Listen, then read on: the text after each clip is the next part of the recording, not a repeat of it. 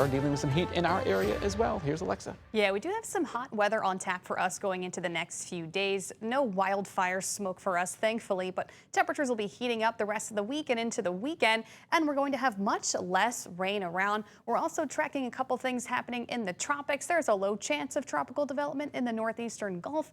We'll have a close eye on that, but so far it's looking like it will not bring us any impacts. Across the country, there is that Canadian wildfire smoke across the northeast, plus they're dealing with that heat up to the north too. It's hot, of course, along the deep south too, but we're talking about pretty close to average heat for this time of the year today, though temperatures will be climbing above average heading into the weekend for us. Current temperatures upper 80s and low 90s right now. We have partly sunny skies. It actually looks a tiny bit hazy over our part of the Gulf because a little bit of dust has actually pushed in from the Gulf. Some Saharan dust is in the Gulf, so it may look a little bit hazy, but otherwise we're seeing plenty of sun, a few scattered clouds. Feels like temperatures are in the upper 90s and triple digits, so make sure you're keeping cool and hydrated. Try to take care of yourself in this heat, especially if you work outdoors. And as we head into the weekend, when we get outside and do all of our activities, it'll be getting very hot this weekend.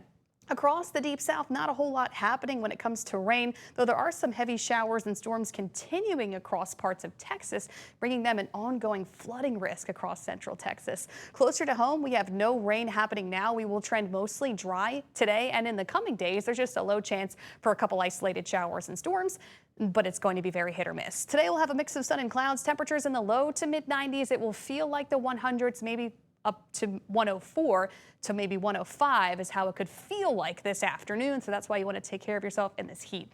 Now out in the tropics, these are the two things we are watching. There is a low chance of tropical development off the west coast of Africa.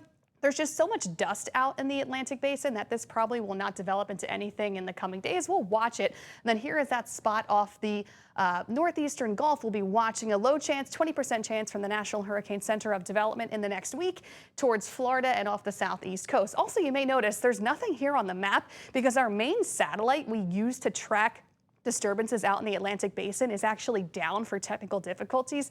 So we're going to be giving you an update on that actually in the later newscasts about how that big satellite is down at this point. But let's talk about what we are going to be seeing impacts wise if we have to worry about this possible tropical development. I don't really think we do, but we'll talk about what's going to be happening. So basically for us, we're going to have an area of high pressure building in over the lower Mississippi Valley in the coming days. That keeps us hot and mostly dry.